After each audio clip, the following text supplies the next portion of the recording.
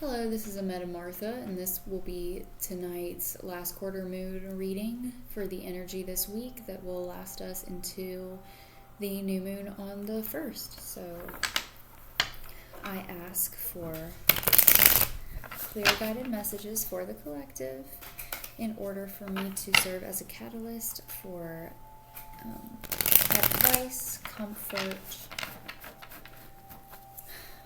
confirmation, and general encouragement as we go through these shifts. This has maintained at the bottom this whole time, so we're seeming to be putting to rest these harsh, negative, painful energies. Let's see what we got.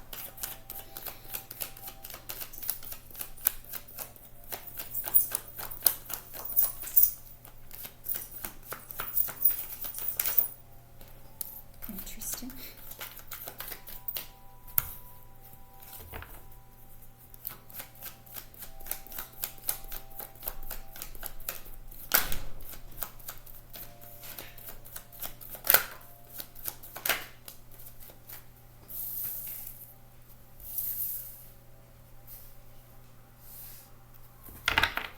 Also, I will be doing a chaos magic rewrite for the energy, seeing as it is the last quarter moon.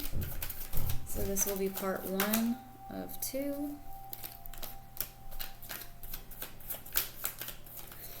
So you can watch that when this is finished. Ooh, okay. Do I keep you? Okay.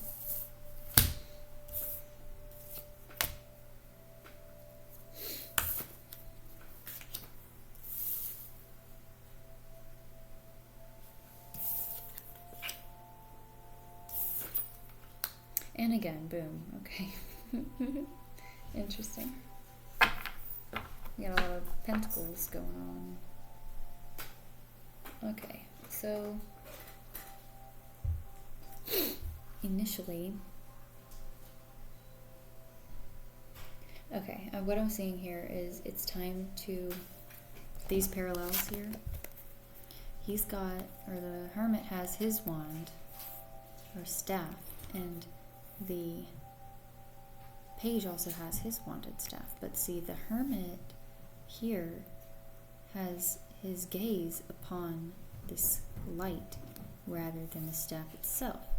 With the hermit being an introspective being and the call to go inward and assess our experience or feelings and whatnot, we're being asked to now take a step out and go into the world with that intuition gained from the perspective of the hermit in order for us to look at what we have before us and think of the ways to apply it.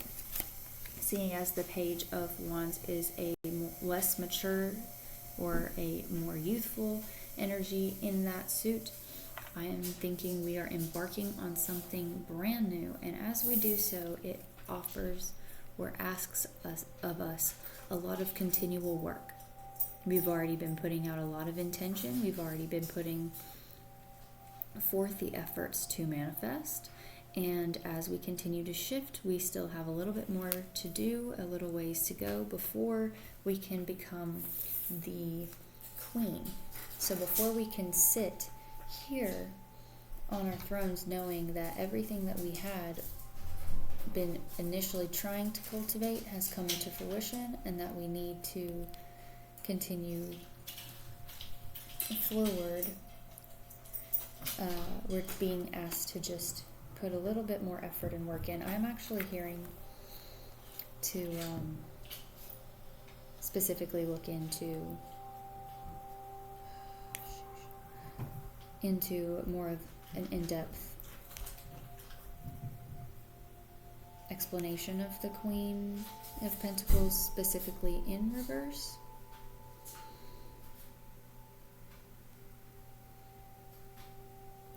If anybody who watches is interested in learning tarot, when I first got into it, I used literally tarot.com.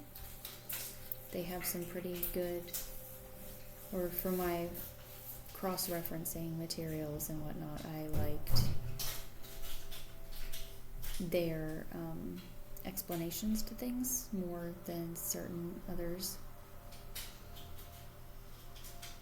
But that's just a personal preference, I guess. But I would recommend it, or I do.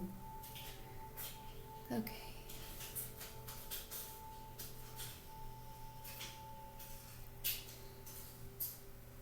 The Queen of Pentacles reverse suggests that you should take an objective assessment of the way that you manage your life and identify the areas that can be improved. This may be a warning against becoming addicted to whatever pleasure has you in its sway.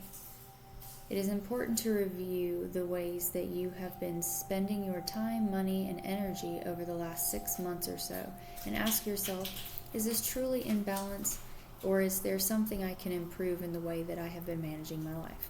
Interesting specifically. Because I said we needed to maintain that work. Maybe, not some, well, I guess it could be addiction, but whatever has us in its way, this quotation. That would be something that would inhibit us from maintaining that momentum. But also, they mentioned the last 6 months or so. And in this specific time, in the last 6 months, the energy of the actual planetary vibration has shifted into the 5th dimension. So all of our intentions we've been working on, all of this 8 of Pentacles energy that has been in alignment with that shift in the last 6 months, has a lot of catalytic energy to it that is causing us to leap from the 3rd dimension to the 5th dimension. And to maintain that will ensure that we do gain this throne of that lived or physically experienced intention that we manifested into the physical with all of this hard work and diligence. And I think one of the key elements to that is to remember that by keeping a youthful perspective and looking at every single thing with an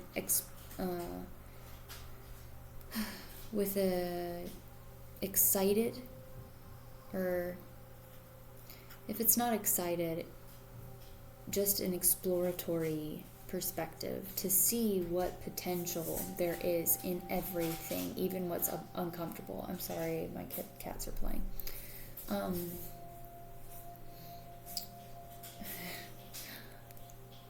The 6 of Cups is a lot about maintaining this youthful perspective of gratitude and prosperity, and understanding that there is just so much unconditional love to exchange and receive. Allowing these higher perspectives and acquired downloads to fill our cups with blossoming new outlooks and views, and allowing ourselves to share that with those that we love, and just learning to fall in love with literally everyone and anyone because of the fact that we have that higher consciousness and understanding that everything starts with the unconditional love of self, because each other is another version of ourself.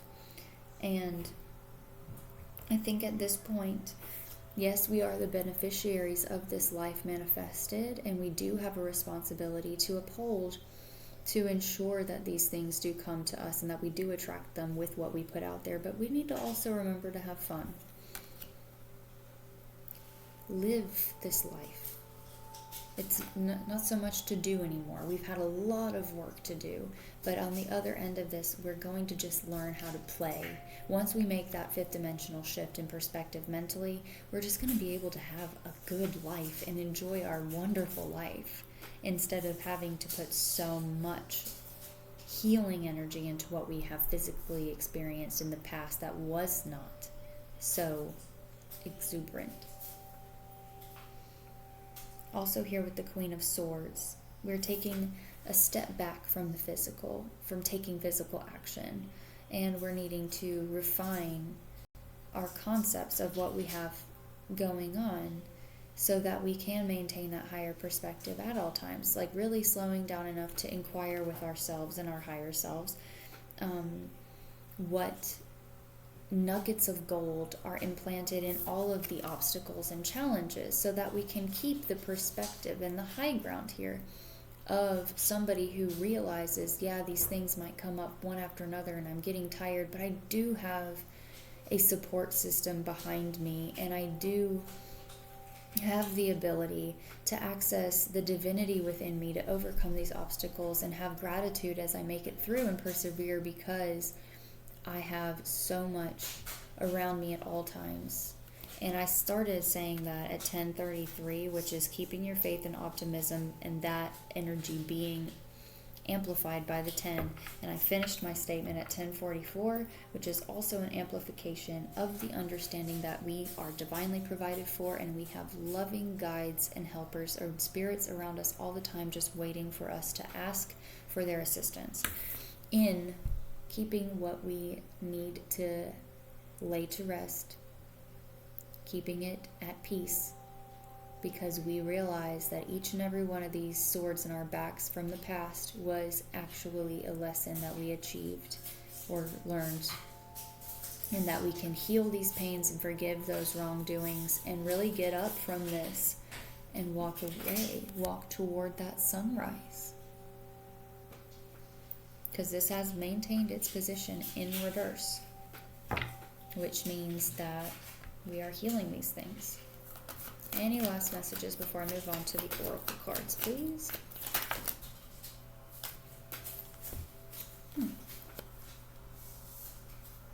So initially, this card is about conflict, but what I heard in my head when I saw the combination of that with the Magician is ever striving, putting that amount of effort. So maybe you know how when we're about to enter a conflict and we get this like surge of energy? I said that at 12:21, which is a transformation and an awakening. So okay, it's solidifying my point. That surge of energy to compete is something that we can use to amplify our manifestations by becoming the Magician and realizing that all energy is energy that we can use to our advantage. So taking that lower vibrational stance, breathing it up from our solar plexus into our heart space and just expanding it outward, so that we're constantly functioning from not a defense of identity, but a higher understanding of unconditional love and the soul identity. Said that at 13:13, and 13 is my mom's number, which is Hecate, putting those things to rest, understanding that all shadow work is just a way to expand that light onto everything. Like I said, opening up this heart space in order for us to grow through up higher into the throat chakra and expressing outward that attained fifth dimensional understanding of unconditional love between yourself and other selves, and boom, leveling up.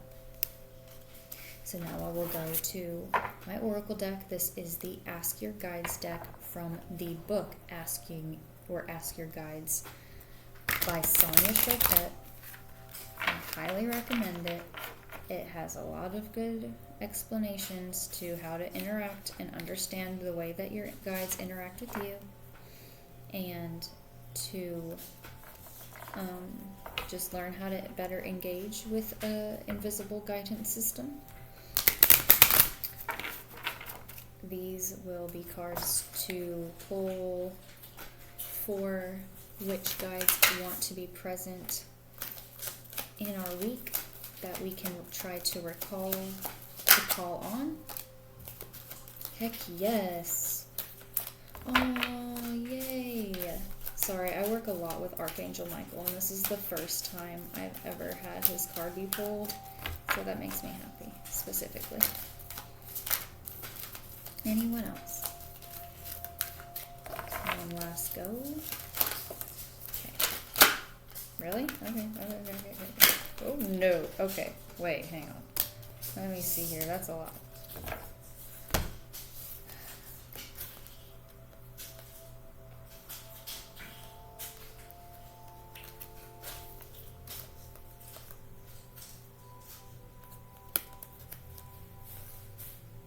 I guess I'm going to take them all, and I'm just going to briefly go through them. So first we had the Holy Spirit. I'm going to do this. Okay, hang on. Boop, boop, boop, boop, boop, boop, boop, boop. We start and end with the Holy Spirit, so that's super duper cool. We have the Holy Spirit with grace,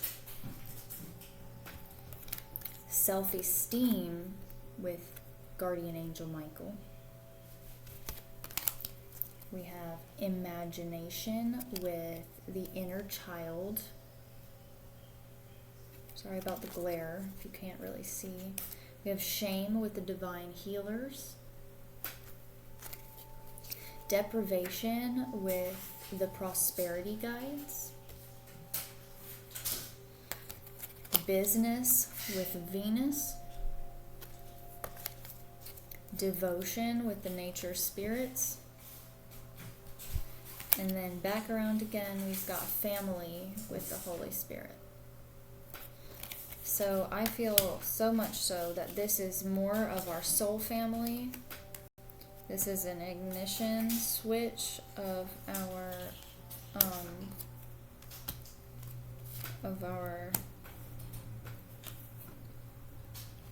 inner work being physically brought forth. So I'm just going to let this be a sentence.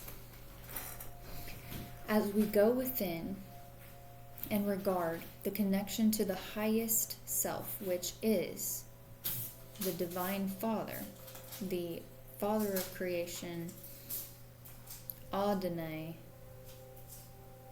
the one infinite creator, the initial consciousness. As we remember through the Holy Spirit that we are tethered and connected to that creative energy, we can live in harmony and grace, knowing that we can attain this sense of self-esteem, because also coming from that figure, we are divinely protected by guardian angels that constantly are around us, influencing us and taking care of us in ways that we may never see. Again, we have this open heart space to allow the perspective of understanding that we are divinely provided for, allows us to have an alteration of our self-esteem, allowing us to live in this higher perspective, knowing that we are consistently co-creators of our experience. Look at the collaboration here. We have a physical adult being and this child dancing in the same way. When we allow ourselves to live at this higher frequency, we can heal all of the things that ever stifled us from dancing amongst the flowers with that high self-esteem and the creation vibration flying all around us with our imagination. And now, as we make this shift into the unconditional love of the fifth dimension, we can fully embody our inner child and let our spirit start to soar and really heal the past wounds and realize that we can imagine a new life for ourselves and put away shame as it comes up consistently in our lives, to continuously receive that unconditional love and light shined on it, calling on our divine healers at those times. And when it comes to deprivation, we've got prosperity guides, and to realize that we are not being deprived of anything other than the concept of our own understanding of how much we can receive when we interact with our guidance system and higher understanding of who we are by remembering who that is. And really sometimes the best way to get ourselves out of the concept of lack and the thought process of being deprived of something is to go into a state of deprivation. Go meditate. Put some frequency sounds in your ears. Do something that really disconnects you from your life so that you can have that shift in perspective to really get into your, like, go inward into your body, but by getting out of your body, you know what I mean? Like going within to realize that all we really are is just the observer of this experience, which means that we are limitless. And so going into a state of deprivation in order for us to gain the new perspective that we are not being deprived of anything, because we can constantly call on our prosperity guides to help us when we need something, because we are tethered to that creator of everything, and all we have to do is imagine and have the self-esteem to realize that we can shamelessly ask for literally anything, and that love the universe has for us will give us a manifested life of everything we need. Look, love is the center of this reading. And it shifts into devotion, because when we realize that all of what I just said is true and we start functioning at that highest level of understanding of what the hell life actually is, then we devote ourselves to it. It becomes all that we see. Those little offerings are in everything. Just remember to connect with your nature spirits. Go outside. Remember, it's the same concept of deprivation that I meant earlier. The awareness of life. When you go out into nature, you realize, wow, I really am just a tree or a rock. I might have the consciousness and the life force within me to have a real different experience, but you can sit and you can observe just like a tree and watch how nature moves so quickly but so slowly, just like we do. And in that, it brings us full circle to where we are reunited with our divine family and that higher understanding. We feel them with us constantly. We see them in everything. And we can build a new home in the security of that inner knowing and feel like we are attached to something and aren't so lost in this vast world of chaos. So, like I said, it starts and finishes with the Holy Spirit. It's just allowing it all to come full circle as we experience the breath of life. There's ups and downs and darkness and light in all areas. It's cyclical. It's never going to stop. It's just maintaining that higher perspective and having the confidence in knowing that no matter where we are on that cycle, that it's all purposeful, it's all meant to be, and we can still maintain a sense of gratitude and a concept of safety because we're just doing the thing, and that we're so taken care of and highly regarded by this source of divine consciousness that we do have accessible to us within.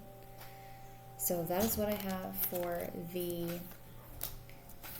first portion of this reading. If you are interested in a chaos magic rewrite, I will be pulling the rest of the deck in order for me to manifest the highest outcome and the swiftest, most easy, or with the least resistance of energy between now and next week, or really just for the whole next cycle until the next